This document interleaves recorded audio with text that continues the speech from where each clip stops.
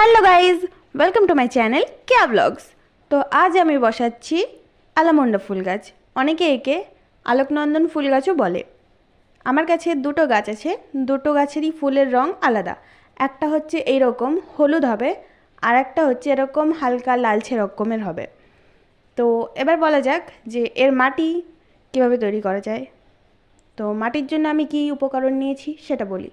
আমি নিয়েছি 1 ভাগ মাটি, 1 ভাগ বালি, 1 ভাগ ভার্মি কম্পোস্ট, আর নিয়েছি নিমখোল, এসএসপি, হিউমিক অ্যাসিড আর ফাঙ্গিসাইড।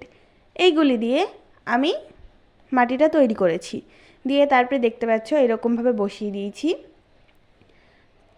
দেখো দুটো গাছের রং একটু আলাদা আছে, নার্সারি থেকে এরকমই পেয়েছিলাম, দুটো আলাদা রকমের।